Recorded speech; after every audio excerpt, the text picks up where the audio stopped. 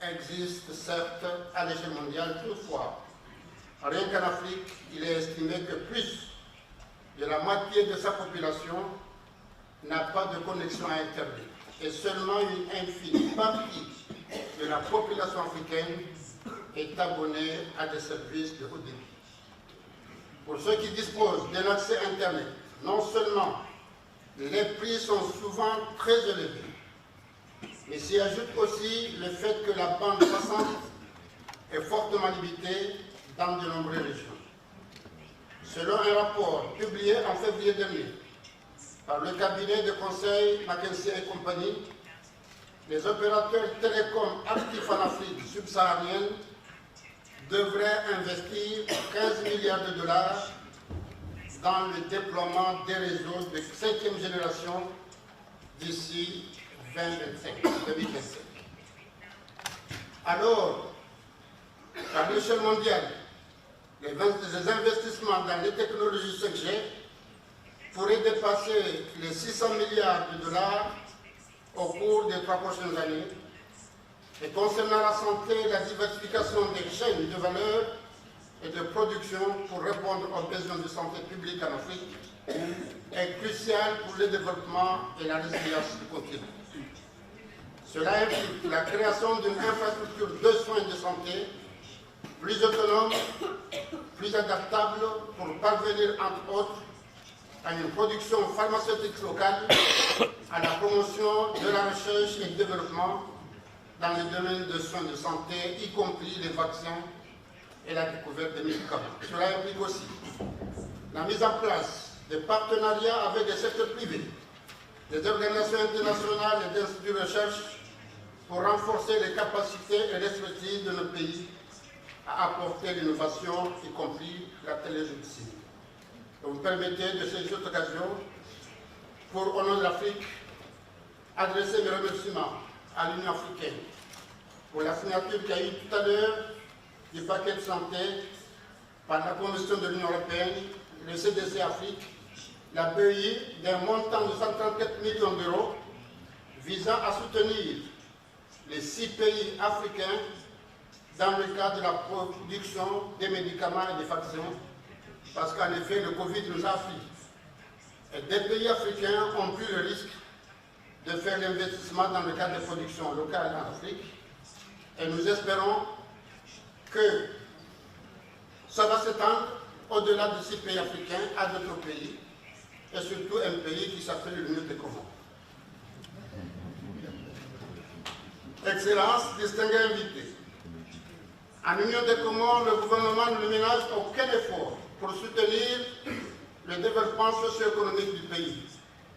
C'est dans ce sens que nous avons lancé un plan Comores émergent 2030 avec des projets phares et structurants visant à investir davantage dans le domaine des infrastructures et notamment dans les secteurs de l'énergie, de la santé, du numérique et des transports. Des avancées notables sont faites dans le cadre de ce PCE avec l'accès au 4,5G, la construction des parcs solaires sur l'ensemble du territoire et la finalisation prochaine de la construction de l'hôpital de référence qui s'appelle l'hôpital Marouf. Et par ailleurs, en tant que pays insulaire, nous souhaitons promouvoir la connexion maritime aérienne pour garantir une meilleure circulation des biens et des personnes, ce qui nécessite d'importants investissements nationaux et bilatéraux, multilatéraux. C'est ce souci de mobiliser les investissements privés que le gouvernement a mis en place avec des textes réglementaires, une structure dédiée au dialogue entre le secteur public et privé afin de créer un cadre de travail propice au développement basé sur des échanges réguliers et la confiance mutuelle.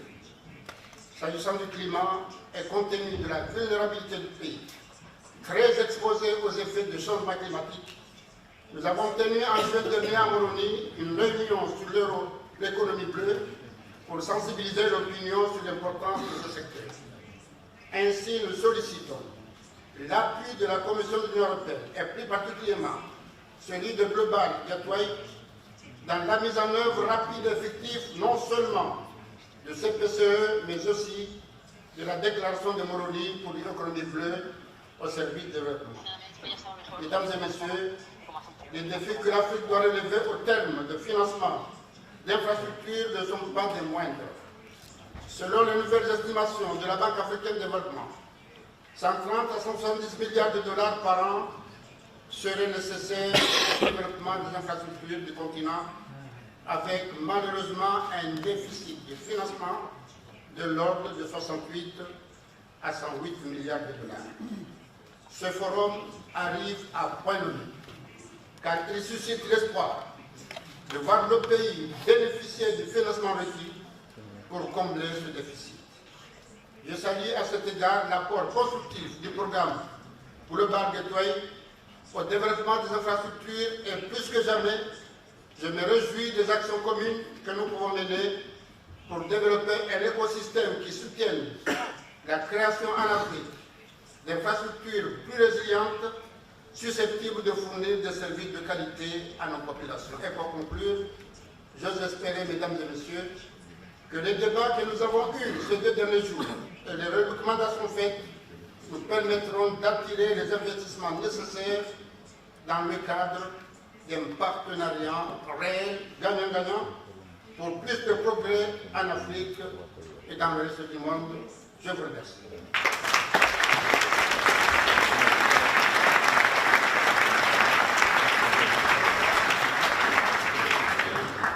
Thank you very much, Mr. President.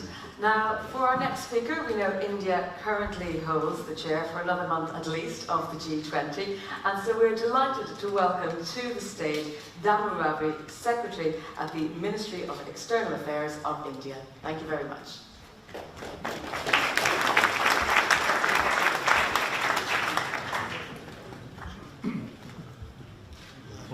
Heads of government, heads of state, heads of international relations, diplomats, officers, ladies and gentlemen. It is for me a proud privilege to represent India in this August gathering. The Global Gateway Forum assumes greater significance in these times of global uncertainties. India shares the European Union's desire to enhance connectivity, which includes both physical and digital. There is expectation that this connectivity project will bring greater economic benefits to all in an equitable and balanced manner. Excellencies, India has successfully concluded the G20 summit last month. The global leaders actively participated and helped in bringing out an ambitious agenda which is captured in the New Delhi Leaders' Declaration. It truly reflects the spirit of the G20 theme, One Earth, One Family and One Future. India strongly believes that the voice of the Global South should be heard loud and clear in the global discourse on development. As Africa is central to the Global South, in a historic initiative under India's presidency of G20, with the support of all member countries, African Union was rightly admitted as a permanent member of the G20. It is also essential to bring into the discourse of climate change the lifestyle for environment to comprehensively address the climate change challenges. Climate change has taken the center stage of the global agenda. The challenge for the Global South is how to achieve green transition without diluting the development imperatives. Such an approach requires the collective will of all countries. The transition to green energy is smooth and not onerous. Excellencies, India has set up ambitious targets in green energy. With 500 gigawatts of renewable energies by 2030 and 20% of our fuel to be sourced from biofuels by 2030, India has demonstrated its determination to move forward on the green energy path. I wish to draw your attention to the launching of the Global Biofuel Alliance by Prime Minister Modi at the G20 summit in New Delhi. Further, India is actively pursuing green hydrogen and green ammonia initiatives. India would wish to assist countries of the Global South in their energy transition through enduring partnerships. Excellency, the logic of sharing has profound influence on relations amongst nations. This is very much part of India's cultural ethos. In the last 2 decades, India has been involved in nearly 600 development-oriented projects in 78 countries in the world. And of this, more than 60% projects have been successfully completed. Under India's flagship program for capacity building, the Indian Technical and Economic Cooperation Program, more than 500,000 experts have been trained in the Global South. Digital technologies are extensively used in remote areas in Africa and other regions to provide access to education and learning. Excellencies, India looks at South Asia as an organic whole, where countries, cultures, and people are intertwined. With the understanding, we are actively working towards enhancing connectivity through cross-border infrastructure projects in South Asia. India believes that the digital public infrastructure can bring transformative changes in the life of a common man. This is one of the major agenda items during India's G20. The low-cost digital solutions, in particular digital identity and fintech solutions that India successfully introduced, have vastly contributed to efficiency in governance, public service delivery, enhanced transparency, all of which are empowering the common man. India would be happy to introduce these low-cost solutions in the Global South, customized to local requirements. Excellency, we need to have a multi-sectoral approach to development, keeping in mind the urgent need for realizing the SDGs, where significant ground still needs to be covered. It is about time that women are actively brought into the focus on development. India's G20 presidency rightly emphasized on the women-led development to bring lasting changes in our societies. Excellencies, as strategic partners, India and EU are working closely together under the India-EU Connectivity Partnership. Both India and the European Union could work together on infrastructure projects as well as capacity building in the Global South. EU's expertise and technological advances, combined with India's experience and human resource capabilities, can create scalable and sustainable solutions. This brings into focus the importance of North-South paradigm in the development dimension. Friends, India congratulates the European Union for organizing this Global Gateway Forum. The President of the European Commission, Her Excellency Ursula von der Leyen, has shown extraordinary leadership and determination to move forward together. India is committed to this initiative under the India-EU Connectivity Partnership. Thank you.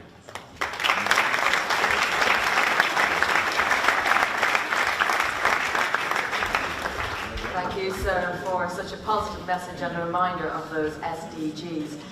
We turn now to our heads of the European Union. As most of you all know, there's a European summit happening in Brussels today, and such fortuitous planning means we've been able to cut the carbon emissions of those travelling today to Brussels. So I'd like to turn the floor over to Pedro Sanchez, President of the Government of Spain and currently holding the presidency of the European Union.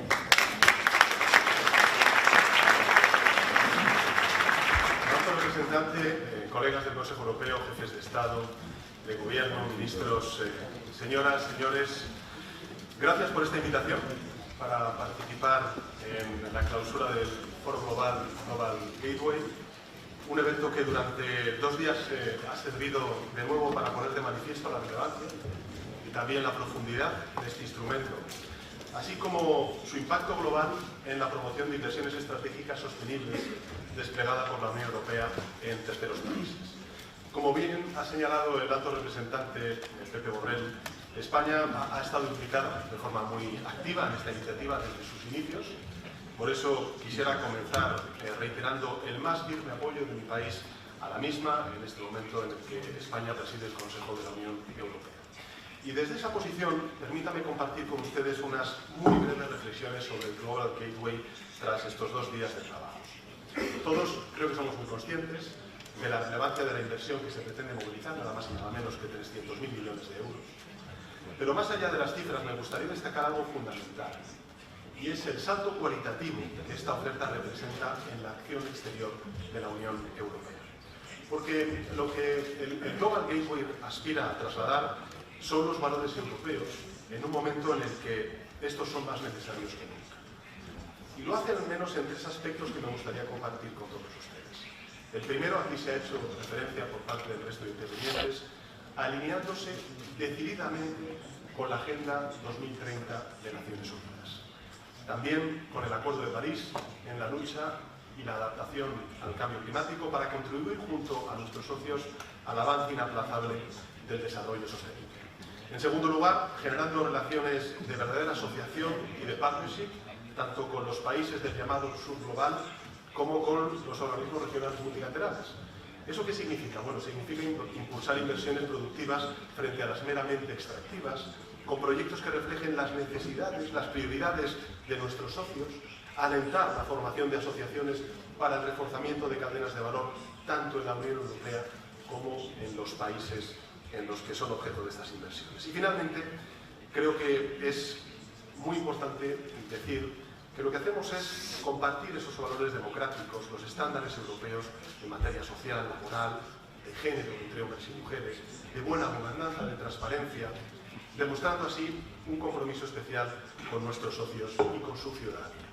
Porque ahora más que nunca, queridos amigos y amigas, necesitamos democracias plenas, sociedades justas, igualitarias, economías sostenibles y, por cierto, un mundo en paz.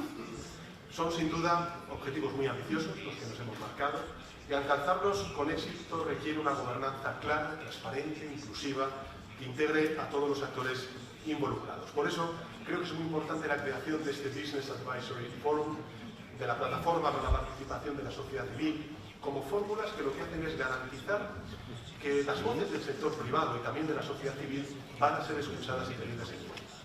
Y al mismo tiempo creo que resulta clave ejecutar nuestras acciones desde un enfoque, como ha dicho bien la comisaria, de Equipo Europa o de Team Europe, que permita facilitar la aportación tanto de las instituciones comunitarias como también de los Estados miembros de la manera más eficiente, coherente y cooperativa. Se trata, en definitiva, de una de las grandes iniciativas de la Unión Europea hacia el mundo. Consciente de esa dimensión, en nuestro humilde papel como presidencia rotatoria del Consejo de la Unión Europea, España se está volcando en el desarrollo de la misma. Lo hemos demostrado además en la presentación de la Agenda de Inversiones Globales, Global Gateway, Unión Europea, América Latina y el Caribe, en el marco de la tercera cumbre Unión Europea-CELAC celebrada el pasado mes de junio. Y en ese sentido quiero destacar la implicación del Gobierno español en la identificación de la lista de 130 proyectos estratégicos de inversión en América Latina y también en el Caribe presentados durante esa cumbre. Hablamos de un compromiso de movilización de inversión muy importante, estamos hablando de 45.000 millones de euros, de los cuales España contribuirá con 9.400 millones de euros. Y además de ello, otra de las prioridades de la presidencia española en el marco del Global Gateway es asegurar no solo un adecuado equilibrio geográfico entre países, sino también entre los distintos sectores de desarrollo. Porque junto al desafío de las transiciones ecológicas y digital, como aquí se ha dicho, nuestros socios se enfrentan igualmente al reto de un crecimiento y de una cohesión justa. Por eso trabajamos para que la cartera de inversiones de Global Gateway contemple actuaciones en sectores sociales como la educación, como ha dicho el alto representante, la formación, la salud, la protección social, que se sumen a las desempeñadas en materia de energía, clima, digitalización, transportes, conformando un gran, digamos, elenco de inversiones en favor de la transformación del progreso y del bienestar. Termino. Lo que quiero decir es que debemos ser muy conscientes de las altas expectativas que Global Gateway ha creado en muchísimos países aquí presentes y otros tantos, y asumirlas tenemos que hacerlo con orgullo y con un máximo grado de compromiso, como ha dicho el alto representante. Consciente de que esta iniciativa está llamada a ser uno de los grandes sellos de identidad de la Unión Europea en su acción exterior. Por eso termino invitándoles a mantener el excelente trabajo que estamos realizando juntos, a redoblar los esfuerzos para asegurar el éxito de esta empresa común, a avanzar decididos por el camino que ya hemos abierto. En definitiva, sigamos impulsando, amigos y amigas, las transiciones verde, digital, social, con inversiones históricas, como lo que estamos aquí anunciando, y hagámoslo siempre de una manera justa, inclusiva, creando trabajos dignos, mejorando la calidad de vida de nuestras sociedades, tanto las europeas como las de nuestros socios globales. Nada más y muchas gracias.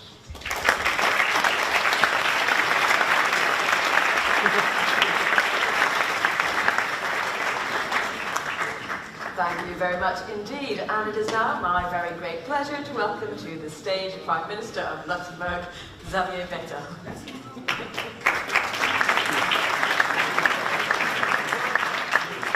Chers amis, comme on jongle d'une langue à l'autre pour respecter aussi la francophonie, je m'adresserai à vous en français pour commencer. Alors tout d'abord, gateway veut dire en fait une passerelle. Une passerelle, c'est vouloir construire quelque chose entre l'un et l'autre. C'est un pont. C'est vouloir créer des liens. Je dois vous dire que je ne sais pas s'il y a eu des temps où c'était aussi urgent qu'actuellement de créer des passerelles entre les uns et les autres. Nous vivons une période, et moi-même je fais partie d'une génération, je n'ai pas connu la guerre sur mon propre territoire luxembourgeois. Mais je fais partie d'un pays qui a connu aussi une occupation, 2 occupations. Et aujourd'hui, quand on voit ce qui se passe sur notre territoire européen, entre l'Ukraine, ce qui se passe en Ukraine, l'agression russe, quand on voit ce qui se passe aujourd'hui à Gaza et Israël, quand on voit ce qu'il y a comme risque entre le Kosovo et la Serbie, et là je me concentre juste sur ce qui est le plus proche de moi, on n'a jamais eu autant besoin de passerelles de liens les uns avec les autres, d'échanger. Et j'ai eu tout à l'heure aussi un échange avec ma collègue Première ministre du Bangladesh, où justement la conclusion c'était, on a des cultures différentes, des origines différentes, des traditions différentes, mais la volonté d'apprendre l'un de l'autre, de travailler l'un avec l'autre, de construire en fait quelque chose de plus grand l'un avec l'autre.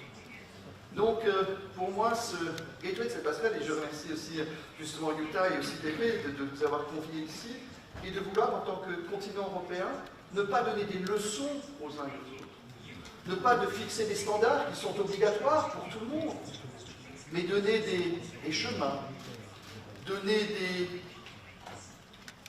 des échanges, vouloir construire quelque chose ensemble. Et permettez-moi de revenir sur les priorités qui ont été présentées aussi dans ce film. When we speak about internet, for example, today, we still see that, and our colleague President from the Comoros said that more than half of his country, for example, or some African countries, they have no internet connections today. When we see that nowadays internet is not only surfing, but it's studying, learning, it's e-health, it's doing financial transactions, it's everything today through the net. And we saw it with the COVID pandemic, how important the internet was. And if still half of the country is not able to be part of the technological progress of a country, you will have a gap in his own country. When we speak about health, and there is a good example even in the European Union, I'm so proud about the decision we took during COVID to be able to buy together the vaccines and to distribute them together about the vaccines. You know, I'm coming from a small country where we have to admit it's a wealthy country. I would have been able to buy vaccines for my country like that. And the fact that we're able to buy them together and that someone from Sofia, from Luxembourg, from Dublin, or from Athens had the same day the opportunity to get the first vaccines was what I mean also solidarity and being stronger together than just thinking individually. Some during the COVID period thought also that walls would be the solution to stop a virus. I hope that we learned from the errors and the first temptations of some of us to block, to stop all the collaborations with labor. When we speak about environment, it's a common priority that we have. And I'm a bit scared when I listen to some of the colleagues who think, yes, but for economic reasons, we should put the environment questions back on the list of jobs to do. Would be the biggest error. I just want to remind, as a Prime Minister of Luxembourg, that I don't have to ask myself how long my country will continue to exist. I have some colleagues on small islands. They don't know how long their country will continue to exist. And we should realize how it's not a climate problem, it's a climate catastrophe that we have for the moment, and we have to continue to work on that. So I won't be too long, but we just see that we have to, we are partners, and it's a win-win situation. It's not that there is just one winner. At the end of the day, through this gateway, through this initiative, there will be both side winners, and especially through education for young people. And believe me, to invest in young people, to invest, and my country is one of the very few to still have 1% of GDP in development aid. And don't do what in some countries happen, and I don't want to teach other European countries, but usually when we have budget problems, It is very popular to say, I will cut my development aid. Because we have already problems at home, why should we help others? But realize that this 1% is nothing. And the problems and the way how you can help also other countries to have a better life with 1% is not a lot. And you still keep everything. So don't try to listen to populists who will try to explain you that you have to solve your own problems before helping others. We should not forget that this continent is a free continent today. Because during the Second World War, people came from America, from the UK, from Canada to help us. Most of them didn't know where my country was. I have a cemetery with over 4,000 young American soldiers. So solidarity doesn't mean being neighbor. Solidarity means to know that you have a chance to live in a free country, in a wealthy country, where you can have education, where you can have health care. But then in other parts of the world, it's still a shame that in 2023, and I said it already at the UNGA, freedom, health, education, being able to choose your life as a woman, what is good for you, and not that a man decide for you, depends of your place of birth. Think about that. Thank you.